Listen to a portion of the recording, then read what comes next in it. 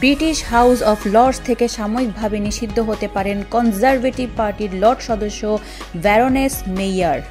Lady মেয়ারের বিরুদ্ধে অভিযোগ চলতি বছরের ২০২৪ সালে ফেব্রুয়ারিতে মানবাধিকার বিষয়ক সংসদীয় কমিটির একটি প্রতিনিধি দলের সদস্য হিসেবে রোয়ান্ডা সফরে গিয়ে পার্লামেন্টারি কমিটির সাথে রোয়ান্ডা সফরে গিয়ে ট্যাক্সিতে বসে লিবারেল ডেমোক্রেট পার্টির লর্ড সদস্য নেভনিট ধোলাকিয়াকে লর্ড পাপাডাম বলে সম্বোধন করেছিলেন তিনি।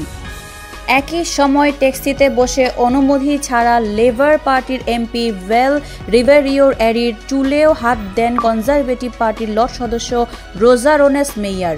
এই দুই অভিযোগের তদন্ত শেষে the Lord conduct committee house of Lord থেকে ৩ সপ্তাহের জন্য কনজারভেটিভ পার্টির ব্যারোনেসকেও বহিষ্কারের প্রস্তাব দিয়েছে।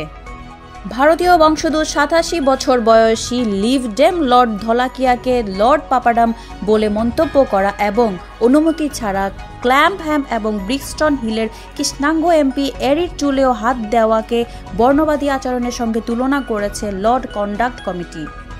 এ ধরনের আচরণের মধ্য দিয়ে তিনি আচরণবিধি লঙ্ঘন করেছেন বলে জানিয়েছেন দ্য লর্ড কন্ডাক্ট কমিটি।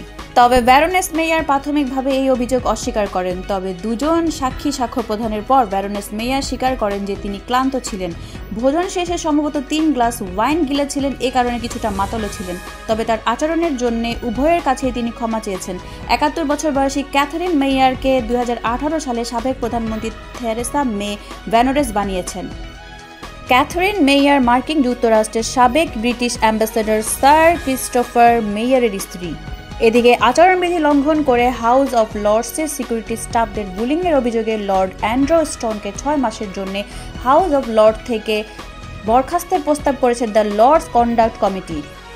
জানা গেছে লর্ড স্টোন ভুলে তার সুটকেস ফেলে গিয়েছিলেন হাউস অফ লর্ডস এলাকার ভেতরে।